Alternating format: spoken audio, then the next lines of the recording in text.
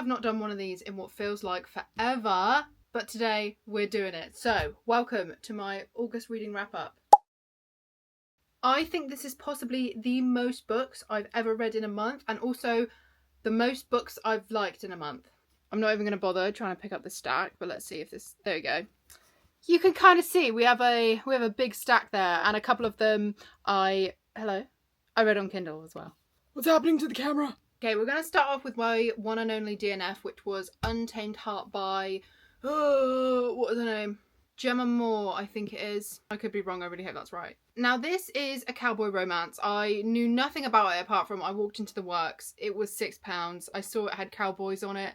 And it was pretty much your typical cowboy romance. I'm pretty sure... So she finds out her boyfriend cheated on her.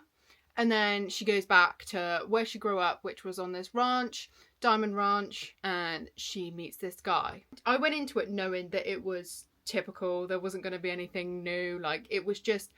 I just wanted a quick and easy cowboy romance. Now, there wasn't anything like wrong with the book. I think I got to 76%, and honestly, I don't know what this is going to make me sound like, but the MMC was too nice. He is described as a cinnamon roll, and usually I love cinnamon rolls, but this guy had absolutely nothing about him. He was as flat as a pancake. I don't even think that's an expression. He was just boring. He didn't give me anything. So I literally DNF for no other reason apart from the fact that I got bored. I was way more interested in her friend, because at the start of the book, obviously the cowboy's not in it. It's just her and her friend in the city, and her friend is incredible. I was way more interested in her. But yeah, sadly I DNF that one because I got bored, and I will always just DNF even if it's just for the reason I'm bored. It just there's too many books I want to read. I don't have time. If I'm bored, that book is going down. The other one that I read on Kindle was Love and Other Killers by Brianne Weaver. I have no idea how you say her name. I'm so sorry. So this is a novella that comes after the Ruinous Love trilogy. So there's 3 books in that series. This is a novella, basically just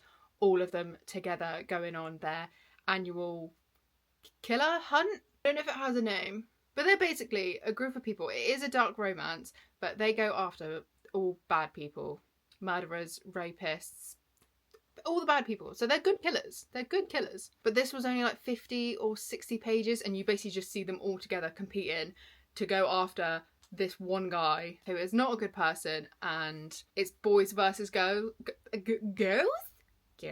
It's boys versus girls. So all the boys are together, all the girls are together, and they're on teams. So basically who kills this guy first wins. And it was just really fun. It was just really fun, and I missed being in that world. I miss those books so much. So yes, this was everything that I needed. I just wish it was like a whole book, but then I understand why it couldn't have been a whole book. But it was a really fun novella. This stack is actually in reverse order, so it's gonna go from the ones that I read most recently to the ones that I read at the start of the month. Okay, so Mile High. This has been on my TBR for over a year, but I have put this off because I don't really know a lot of people that like this. All the reviews I've seen are bad, so I was putting it off.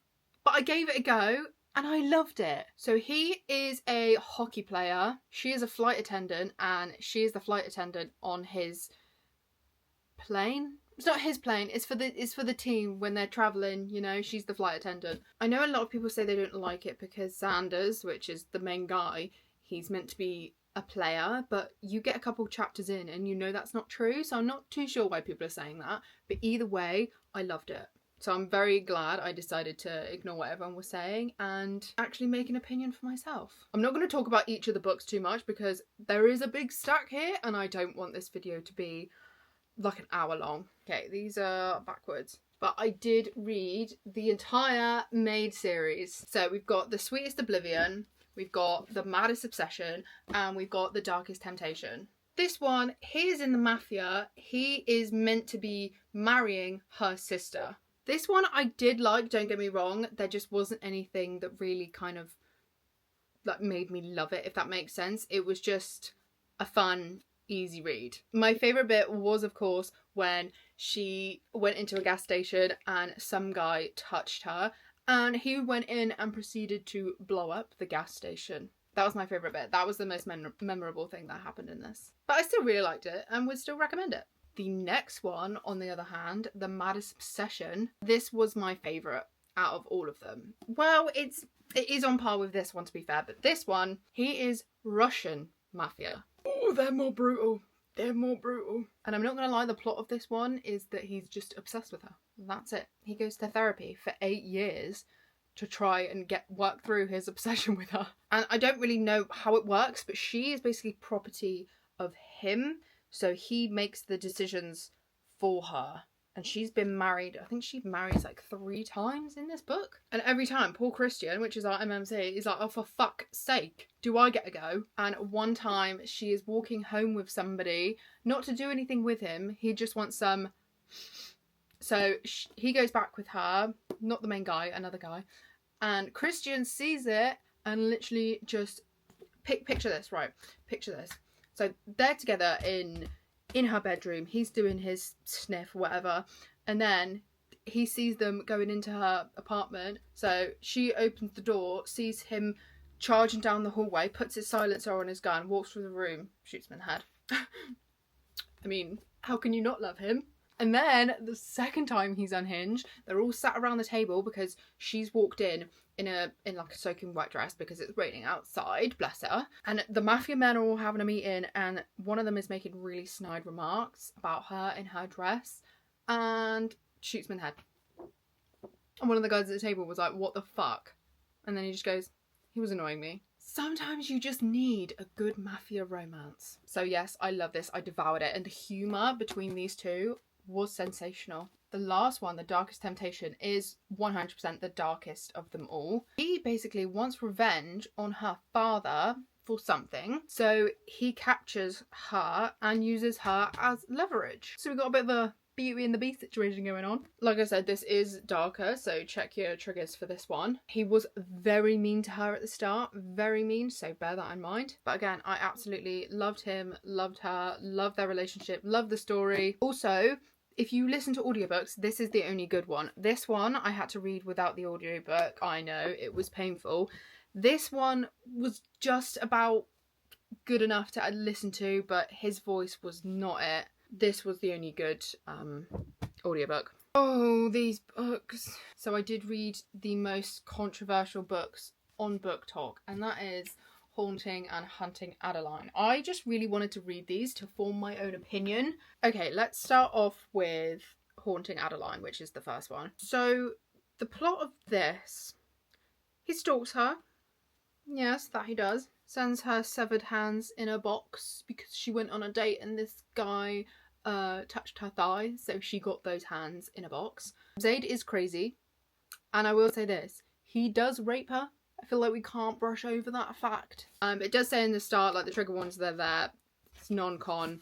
I knew that going into it, and right, this is going to sound fucked up, but that was not the thing that bothered me. It was the fact that his organisation is called Z, and he works to bring down trafficking rings, people that traffic women, kids, rape them, do horrible things to them, but then he does it to Addie. So what bothered me was the fact that he was just so hypocritical, and throughout the whole book, all their conversations are about him sexually assaulting her. Like her being like, oh, how could you do that to me? I said no, you knew I didn't want it. And he was just kind of like, I don't give a fuck.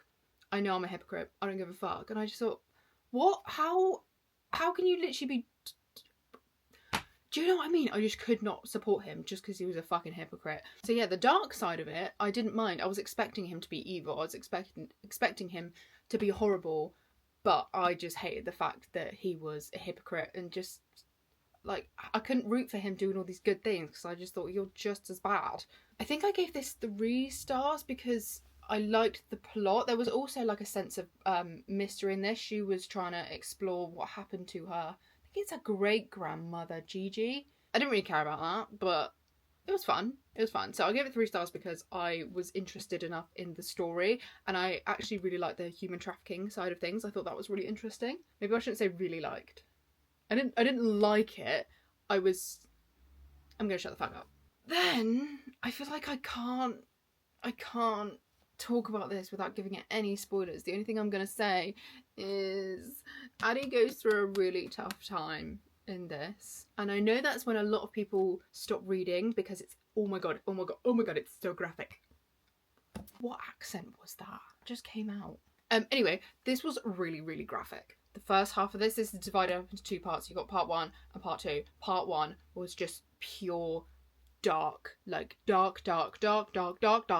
And I know a lot of people have struggled to read that. I, on the other hand, thoroughly enjoy that stuff because it is not romanticized. Does that make sense? It is written as a dark story. It's a horror. It's literally a horror. And then in the second half of the book, it's a lot of Zaid and Addie. And after what she went through, seeing them together in the smut scenes was just like, it made me feel physically sick. And again, she even turns around to him and says like, how are you any better than what these other people did to me? Like, you forced yourself on me, you assaulted me. And I was thinking, she even recognises that, so how am I meant to support him? So yeah, I think I got to exactly 70% and then I was like, no, this is disgusting. They should have been 2 separate stories. Either write a dark romance, so, you know, he can stalk her, whatever, and then write a horror story. But to intertwine those 2 things was just... No. Can't believe she stayed here. Usually when I start talking, she leaves. Don't you? You hate it when I talk. I get it. I'm annoying. Okay, and then I read 4 books in the Sparrowfall series. So it goes Fragile Sanctuary, Broken Harbour, Beautiful Exile, and Delicate Escape. Wait, no, that's not right. Is it? I can't even remember. So when I went into this, is my voice going? Smelly cat. Let's have a drink. I was really interested in this first book specifically. I was like, oh my god, I've never read a book like it. This is so different. This is so different. And to be honest, I can't even be bothered to go through all of these because they are pretty much the same thing. But I will tell you the premise of Sparrow Falls as a whole. So basically, there's this family and most of these kids have been adopted. They've been taken in by Nora, her name is, that's the mum. They've been fostered, adopted because they've all come from like bad pasts. They're all basically running away from something. And this one, she was basically running away from a serial killer. So you had romance in it, but you also had like a thriller twist. And I was like, oh my god, this is amazing. This is so different. I love this. So I gave that one 4 stars. Second one, again, I don't even know if I'm getting this right. Delicate Escape. Again, they both have past, there's stuff going on, you get to the 80% mark and it's like, oh my god, this is the reveal. And I was like, okay, this is still fun, I'm still enjoying it. But it was similar to the first one. Third one, Broken Harbour, same again. They're all just very similar at this point. Again, I was still enjoying it, I was still enjoying the story, but at this point I was just kind of hoping for something different. I think, if I remember correctly, this is going to be really difficult. That one is about a serial killer. That one is about an ex. She's got a crazy ex. This one, who's this one about? Cope. This one, she had a gambling husband who wanted revenge. And the last one that I read, Beautiful Exile, this is actually an arc, so there's no blurb on the back. And that just goes to show how memorable it is because I can't even remember. Oh, and also the nicknames in this are wild. His nickname for her in this is Vicious. Oh, Arden. That just reminded me of who it's about. Lincoln Arden. Arden is actually probably, like, I loved her. She was a badass FMC. But I actually can't remember what the plot was in this. They've all just blurred into one because, like I said, they're all the same. Sorry guys, I'm just trying to actually find out what the fuck this book was about. I think I gave this 4 stars. I think I'm going to have to change that because I don't remember a single thing. These got less and less memorable as I went on. And I actually feel bad because I did a TikTok on this being like, oh, if you're reading something, you need to read these books. And now, upon reflection, I'm like, ooh, maybe just the first one and then leave it there. Guys, I'm so sorry. I cannot remember what this one was about. Oh, good morning, Pumpkin. Are you okay? They're not bad books. Like, I didn't hate them at all. They were easy. They were fun, but just very predictable. It's very lighthearted. Oh, now you're leaving. and very, very forgettable, as you can tell. Now this one's very exciting. Funny story by Emily Henry. Now this is exciting because this is the first Emily Henry book that I have really liked. Every single Emily Henry book I have given 3 stars. This one I gave 4 stars. And that is because the MMC, Miles, actually had something about him. So her ex... No. How do I describe this? She was with a guy. He was with a girl. Those two were childhood best friends until they realised they were actually both in love. So they left their partners, which is our FMC and our MMC. They then have to move in together because I'm pretty sure she gets kicked out of her house by him, and then the woman that he is now with, the ex-boyfriend, is with Miles's, which is our MMC's. Oh, this is so confusing. Basically, they live together. Okay, they now live together to get through this whole situation, and they start off, because they don't want to come across like they're weak and pathetic and they haven't moved on from their partners.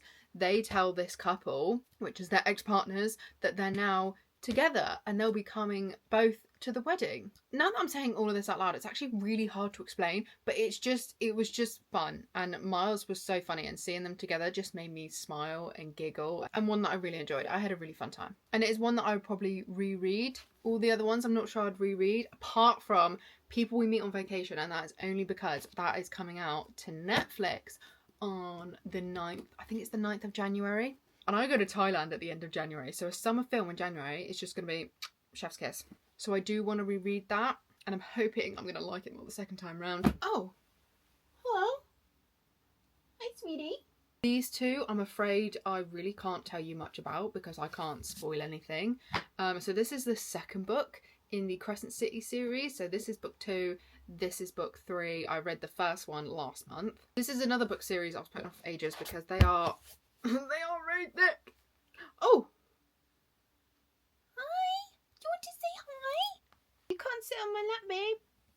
No. Yeah, I can't tell you the plot for this, but it is urban fantasy.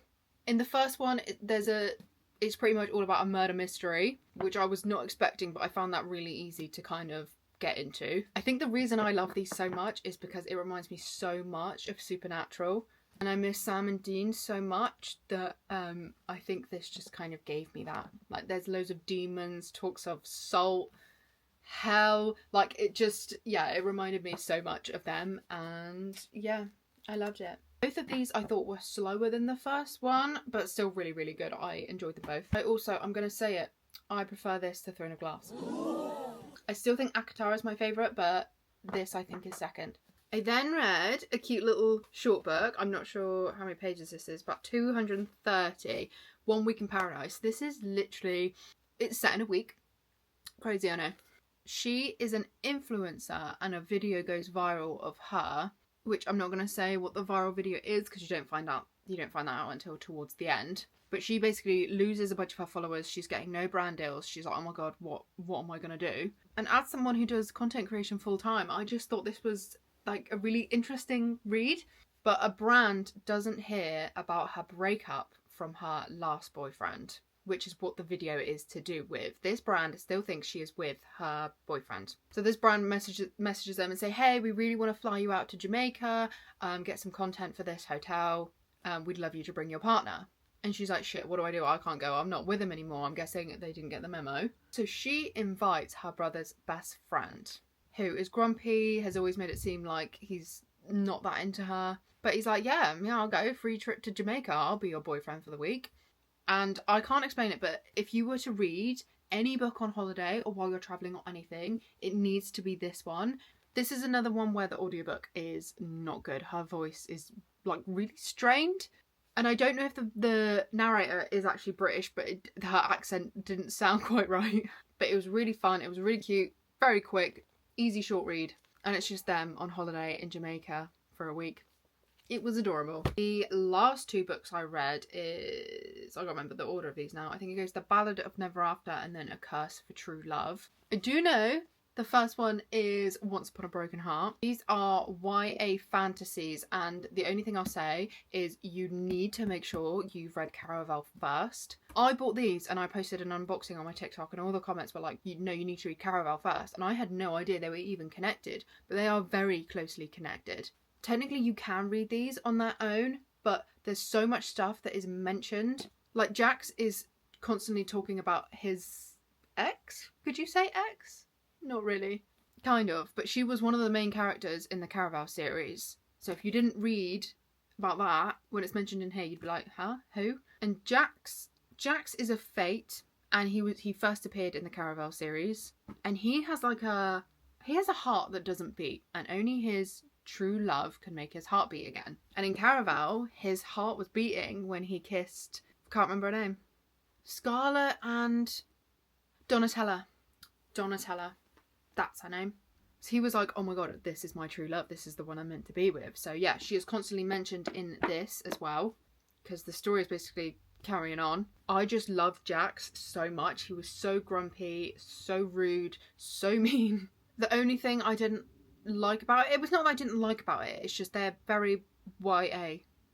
I know they're YA books, but I feel like you get to a certain age and you're just reading it and you're like, oh, these are YA. Like the writing was a little bit cheesy at times, and there's a lot going on that at some points you don't know what you're rooting for. But I still think it's a really fun fantasy series. And that is it. That is all the books that I read in That's Gonna Fall Over. So definitely my most successful month. Not in the way of how many books I read, because even in these wrap-ups, in my TikTok wrap-ups, I never say how many books I read. And I'm very much number obsessed, so I stay away from numbers as much as I can. It just puts pressure on myself that just doesn't need to be there. And I've already started reading some books in September, because we are in September now, and it's not looking that good.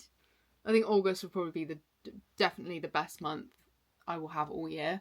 But I've read quite a few spooky ones, and I'm just so excited for September, October, and all the weird paranormal romances, the gothic romances, the pumpkin spice, cheesy little books. I love those. But thank you so much for watching and supporting my channel, and I will see you in the next video.